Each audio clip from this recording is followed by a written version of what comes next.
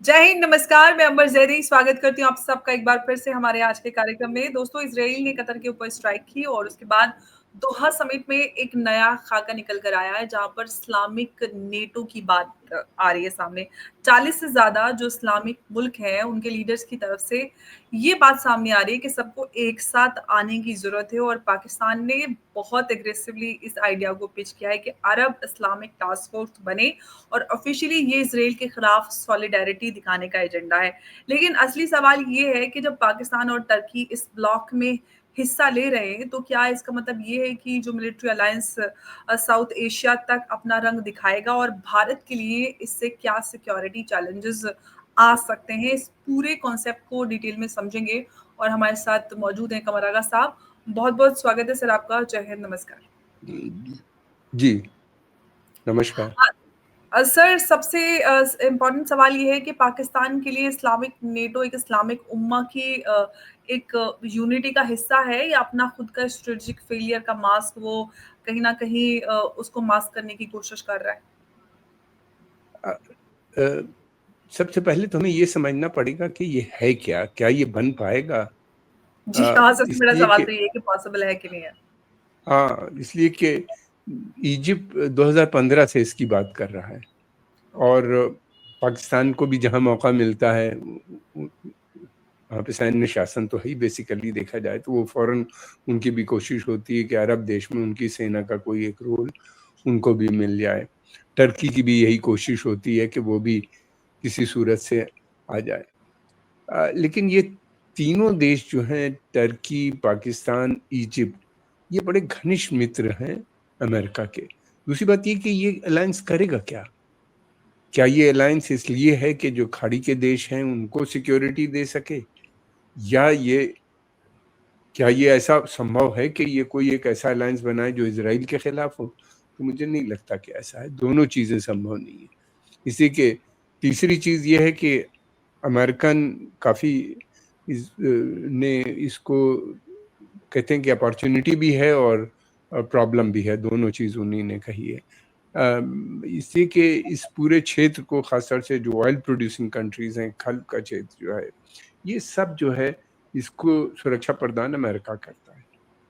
और दूसरी बात ये कि अगर नया कोई फ़ोर्स बनती है, तो वो उनका जो मिसाइल या जो उनका पूरा डिफेंस आर्किटेक्चर है उससे इंटरफियर करेगा। वेपन सिस्टम कहाँ से आएंगे? क्या अमेरिका अलाउ करेगा आप रशिया चाइना से वेपन ले लें, डाइवर्सिफाई कर लें? वो तो इंडिया पे भी ऑब्जेक्शन कर रहे हैं कि आप भी अमेरिका से वेपन मत खरीदिए, हमसे खरीदिए। अगर हमसे खरीदेंगे तो हमारे सिस्टम में वो इंटरफियर करते हैं, आप इसलिए उनके वेपन मत लें। तो फिर अरबों को भला वो अलाउ करेंगे?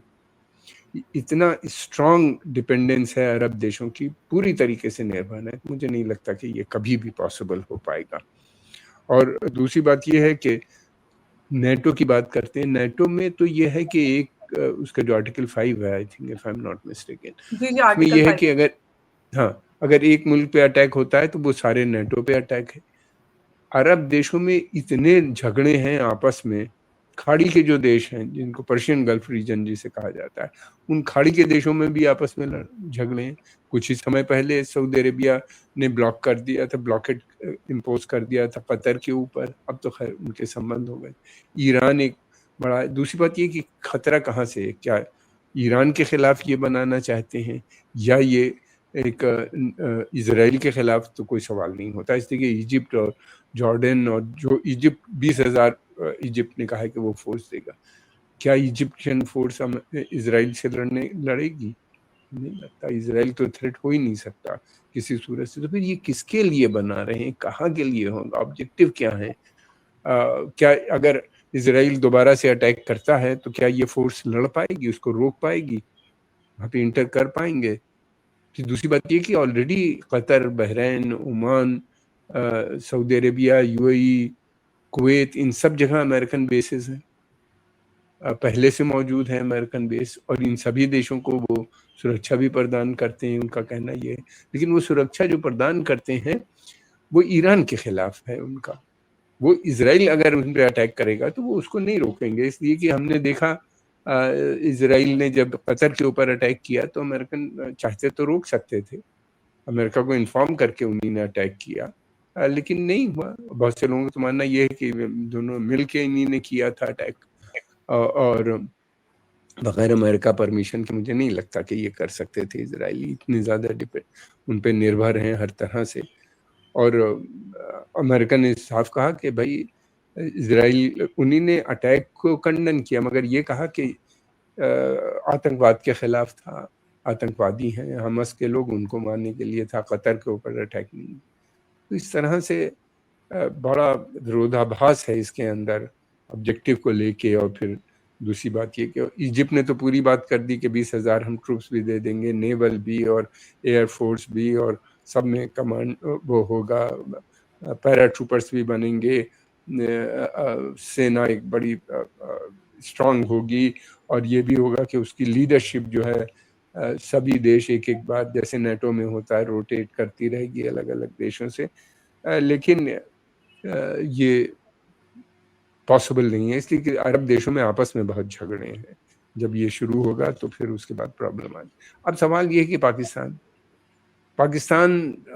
और टर्की और इजिप्ट ये अलग अपनी एक 1.5 ईंट की मस्जिद बनाने पे तुले में है कि हम अपना एक मिलिट्री सर अलायंस इसी का की। मैं सवाल आपसे करना चाह रही थी कि पाकिस्तान, टर्की और जो इजिप्ट आप बोल रहे हैं, इनके अलायंस अगर में कोई इस तरह का मिलिट्री या फिर इस तरह का ब्लॉक बनता है, तो क्या सर उनका टारगेट सिर्फ इजराइल ही है या फिर इनडायरेक्टली भारत भी उस रडार पर रहेगा? क्योंकि टर्की और पाकिस्तान दोनों की बात करें, भारत से खासे संबंध उस तरह के हैं। कोई जाहिर सी बात है, अगर टर्की, पाकिस्तान और इजिप्ट का अलायंस बनता है, इजिप्ट से तो हमारे ठीक संबंध हैं फिलहाल, लेकिन ये बेसिक एक थ्रेट तो इंडिया के लिए है। और दूसरी बात ये कि टर्की तो पहले से नाटो का मेंबर है, तो क्या ये एक जैसा कि सेंटो थी उस तरह बनाने का इरादा है, सेंट्रल ट्रीटी ऑर्गेनाइजेशन जो कोल्ड वॉर में थी, जिसमें ये था, जिसको पहले बगदाद पैक्ट भी कहते थे। बगदाद बाद में विड्रॉ कर गया था तो वो सेंटो कहलाने लगी, सेंट्रल ट्रीटी ऑर्गेनाइजेशन, जिसमें पाकिस्तान, ईरान, टर्की और ब्रिटेन ये पार्ट थे उसके। तो क्या ये उस तरह का अलायंस दोबारा से बनाने की कोशिश? देखिए, अगर ये ऐसा होगा तो बगैर अमेरिकन मर्जी के नहीं हो सकता। अमेरिका की पॉलिसी समझना बहुत ज़रूरी है।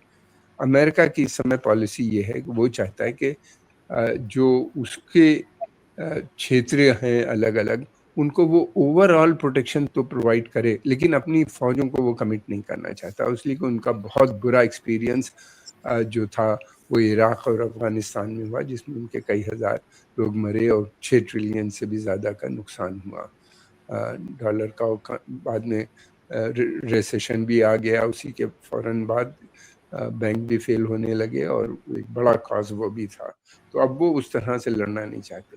तो वो चाहेंगे कि इस तरह के अलायंस बन जाएँ, अगर कभी ज़रूरत पड़ी उन्हें तो उनका इस्तेमाल कर सकते हैं। अगर इस्तेमाल न भी करें तो एक भारत के ऊपर एक प्रेशर की तरह वो बन सकता है। लेकिन ये कहना आसान होता है, कहाँ से भी पहनाएँगे, कैसे होगा, अरेंजमेंट होगा, लेकिन ये पॉसिबल है कि जिसमें बाद में अमेरिका भी शामिल हो जाए। इसलिए कि अगर अमेरिकन भी उसमें इंटरेस्ट लेंगे तो फिर अमेरिका भी शामिल। अरब अलायंस के अंदर जो है वो अमेरिका कहता है कि येस आप अलायंस बनाइए, मगर इज़राइल भी उसका पार्ट होगा। तो फिर अरब नेटो में इज़राइल भी आने की बात कर रहा है। अमेरिका चाहता भी है कि जो अब वहाँ का सिक्योरिटी अरेंजमेंट है उसमें इज़राइल एक बड़ा रोल पर एक प्ले करे, और अमेरिकन चाहते हैं अपने ट्रूप्स को विथड्रॉ करके ताइवान यानी चाइना की तरफ से, ये जो है इंडो पैसिफिक या साउथ चाइना सी में डिप्लॉयमेंट की बात कर रहे हैं, और कोशिश भी हो रही है। उनके लिए मेन थ्रेट चाइना है। तो इस तरह की बहुत सी चीज़ें हैं जिसका जवाब न तो अरबों के पास है और ना ही ये फोर्स है, और 15 से कोशिश हो रही है। इजिप्ट का ये भी रहता है कि जैसे भी हो कुछ पैसा मिल जाएगा अरबों से, एक एम्प्लॉयमेंट हो जाएगा, एक उनका हेडक्वार्टर वो कहते हैं इजिप्ट में होगा। इस तरह की बातें कर रहे हैं। और पाकिस्तान बहुत कीन है, एक तरफ इजिप्ट कीन है तो दूसरी तरफ पाकिस्तान कीन है, और टर्की भी काफ़ी इंटरेस्टेड है। बिल्कुल, टर्की कहीं न कहीं ये अरब इस्लामिक टास्क फ़ोर्स के नाम पर पाकिस्तान जो अपना जो उम्मा लीडरशिप का पुराना ख्वाब है, उसको दोबारा जीने की कोशिश कर रहा है, और कहीं न कहीं भारत के खिलाफ जो वो वेस्टर्न फ्रंट पर फेल हो रहा है, कहीं न कहीं जो ईस्टर्न फ्रंट की बात आसिम मुनीर ने की थी। कहीं न कहीं इन सारी चीज़ों को करके वो अपने फेलियर को वो करने की कोशिश कर रहा है, कवर अप करने की। लेकिन सर, आपने भारत के लिए इम्प्लीकेशंस की जो बात कही है, अगर उनको हम थोड़ा डिटेल में समझें, अगर ये ब्लॉक बन जाता है, तो भारत के लिए क्या कुछ इम्प्लीकेशंस यहाँ पर सिक्योरिटी के हवाले से हो सकते हैं? भारत के लिए एक बड़ा खतरा है। और फिर दूसरी बात ये कि इतनी डरने की बात नहीं हमें। इससे पहले सेंट्रो अलायंस था, वो क्या कर पाए? बांग्लादेश बन गया और बाद में वो बैठे रह गए सब लोग। कोई दूसरा देश नहीं आता लड़ने के लिए किसी उसके लिए। और फिर उसमें ये हुआ कि बाद में पाकिस्तान ने भी विथड्रॉ कर लिया और सेंट्रो खत्म हो गया, सेंट्रल ट्रीटी ऑर्गेनाइजेशन ही। भुट्टो साहब के वक्त में भुट्टो ने विथड्रॉ किया और खत्म हो गई ऑर्गेनाइजेशन। ये ऑर्गेनाइजेशन इस तरह की नहीं चल सकती। इन सबके आपस में बहुत डिफरेंसेस हैं। ये अपनी बातें करते हैं कि हम इस तरह करेंगे। हाँ, ये है कि अमेरिका इस तरह की चीज़ों को यूज़ कर सकता है, जैसे ब्रिटेन करता था सेकेंड वर्ल्ड वॉर के बाद। से सेंटो बनाई थी, फिर सीटो बनाई थी। साउथ ईस्ट एशिया का एक मिलिट्री अलायंस था अंडर वो, जो दोनों अलायंस अब नहीं रह गए। अब फिर ये हुआ था कि अमेरिकन डायरेक्टली इन्वॉल्व हो गए थे वियतनाम वार में। वो सब एक हिस्ट्री है। तो ये भी अगर बनेगा तो इसकी कोई मुझे फ्यूचर तो नज़र नहीं आता। और दूसरी बात ये कि अगर इस तरह की चीज़ें बनती हैं तो अमेरिका उसको एक्सप्लॉइट करना चाहता है अपने फेवर में, बार्गेनिंग कैपेसिटी की तरह, एक बार्गेनिंग चिप की तरह भारत के खिलाफ वो कर सकता है। लेकिन पाकिस्तान की या टर्की चाहे कि भारत के खिलाफ, उनकी इतनी हैसियत मुझे नहीं लगती अभी है कि वो इसका इस्तेमाल कर सकें। खतरा ज़रूर रहता है, भारत उसके लिए पूरी तरह से तैयार है। भारत की सेना की हिस्ट्री 200 साल की है और बैटल हार्डन है, बहुत सी जंगें जीती हैं। First world war, second world war में एक बड़ा रोल इसका रहा है। फिर उसके बाद पाकिस्तान का गठन, पाकिस्तान के गठन के बाद से लगातार कई वॉर पाकिस्तान से हो चुकी है। फिर आतंकवाद के खिलाफ एक लंबी लड़ाई लड़ रही है हमारी सिक्योरिटी सेटअप आर्किटेक्चर जो है। तो उसको ये इस तरह के अलायंस या इस तरह की धमकियों पे बहुत ज़्यादा असर नहीं पड़ेगा। और ज़रूरी बात है, अगर बनता है तो उसके लिए भारत उसी तरह से तैयारी भी करे। लेकिन सर, अब सवाल ये है कि अगर इस्लामिक नेटो बन भी गया, तो क्या सऊदी अरेबिया और यूएई जैसे जो प्रैग्मैटिक नेशंस हैं, कंट्रीज़ हैं, वो पाकिस्तान को ब्लाइंडली फॉलो करेंगे? क्योंकि मुझे नहीं पाकिस्तान बहुत लगता अग्रेसिवली कर रहा है। ऐसा संभव नहीं है। देखिए, पहाड़ी के देशों का इंडिया में बहुत बड़ा इंटरेस्ट। हम उनके बहुत बड़े तेल के बायर हैं। बिलियंस ऑफ डॉलर हम उनको देते हैं। हमारे 90 लाख इंडियन वहाँ पे काम करते हैं, जो उनके डेवलपमेंट में योगदान उनका बहुत बड़ा है। फिर उसके अलावा ये भी है कि हमारे engineers, doctors, nurses, teachers. Paramedics और ये जितना इस तरह के आईटी सेक्टर के लोग उनके यहाँ काम कर रहे हैं बड़ी संख्या के अंदर। हमारा उनके यहाँ भारत का भी इन्वेस्ट कर रहा है उन कंट्रीज में, और वो भी देख रहे हैं कि भारत की क्योंकि फास्टेस्ट ग्रोइंग इकोनॉमी है, उसमें इन्वेस्ट करने में उनका भी फायदा है। जो सऊदी अरेबिया के क्राउन प्रिंस हैं, उन्होंने प्रॉमिस किया कि वो $100 बिलियन भारत में इन्वेस्ट करेंगे, और कतर भी तकरीबन $100 बिलियन इन्वेस्ट करना चाहता है भारत के अंदर अगले कुछ सालों के अंदर। इस तरह की बातचीत भी चल रही है इन लोगों से देशों के अंदर।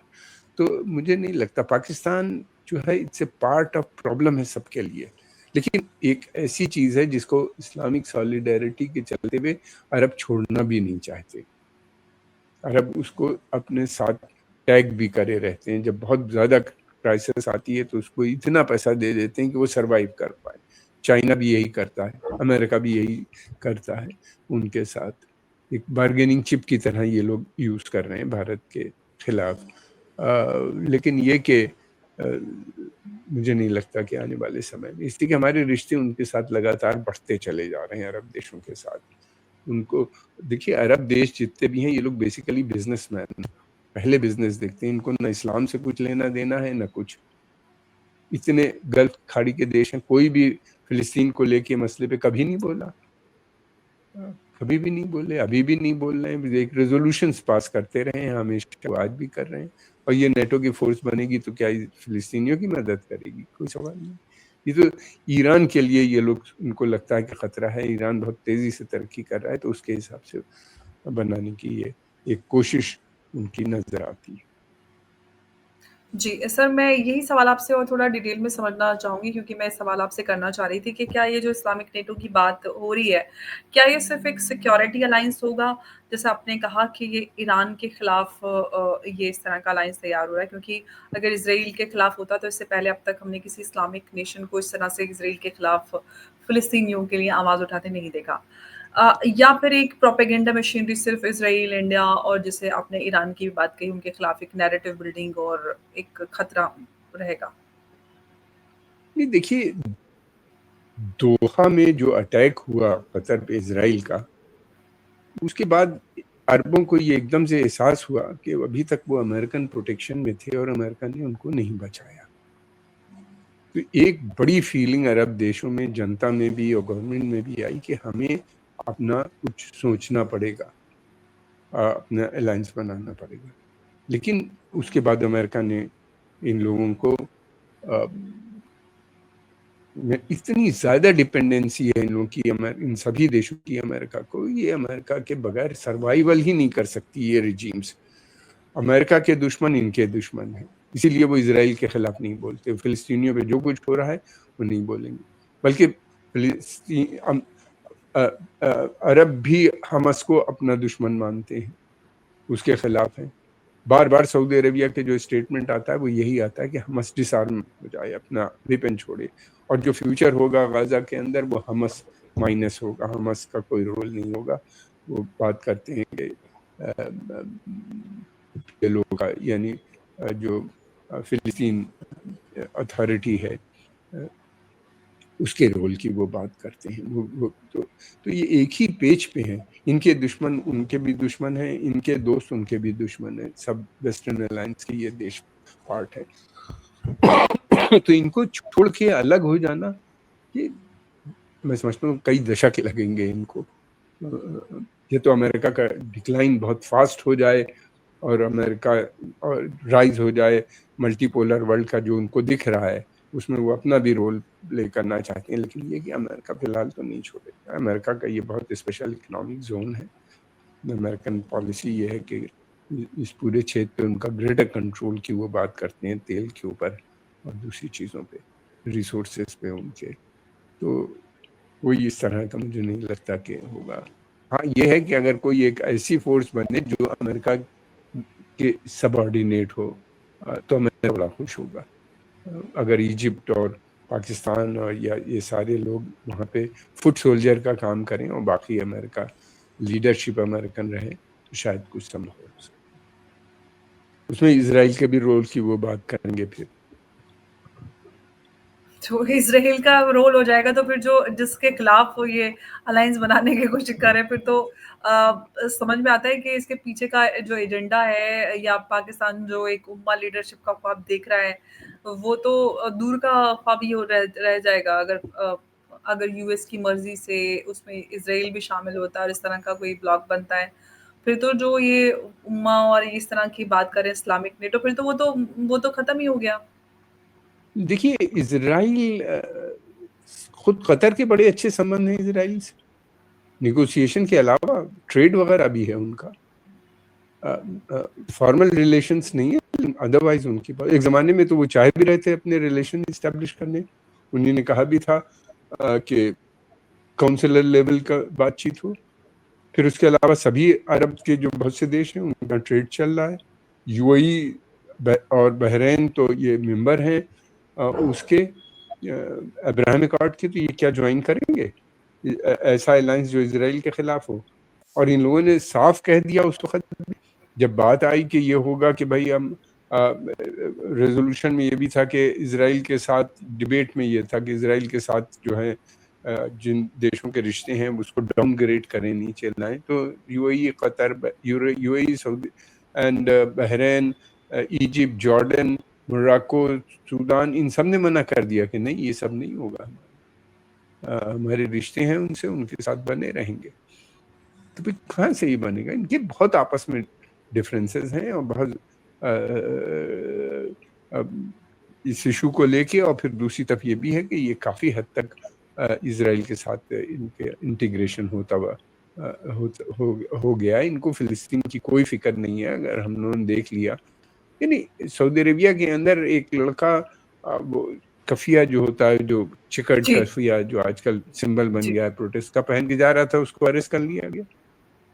खबरें तक आज ज़्यादा नहीं आती, वो जो कुछ खबरें देखते हैं वो CNN और वो डिश टीवी के थ्रू देखते हैं। लोकल मीडिया में बहुत ज़्यादा नहीं होती खबरें, फ़िल्टर होके आती हैं। मुझे नहीं लगता कि ये हो पाएगा। हाँ, अमेरिका अगर चाहेगा कि एक अलायंस बन जाए ताकि जिसके फुट सोल्जर हों वहाँ के ऊपर, ईरान के खिलाफ जिसका इस्तेमाल हो सके, टेररिज्म के खिलाफ ये 2 थ्रेड जो है उनकी बात जो करता है उसमें, और अमेरिकन इंटरेस्ट को प्रोटेक्ट करने में उनकी मदद करें दूसरी जगह, तब तो ये संभव है। तो ये कैसे संभव है ये आपने बता दिया, अदरवाइज़ तो संभव नज़र नहीं आ रहा है क्योंकि आपने कहा कि बहुत सालों से ये बात हो रही है और इतने सारे डिफरेंसेस हैं जिसकी वजह से ये इस्लामिक नेटो अलायंस का फॉर्मेशन पॉसिबल नहीं है। अगर अमेरिका चाहेगा तो ही ये मुमकिन हो पाएगा। कमरागा साहब बहुत-बहुत आपका धन्यवाद हमारे साथ इस अहम चर्चा में जुड़ने के लिए। नमस्कार, जय हिंद, जय भारत। धन्यवाद आपका भी बहुत-बहुत।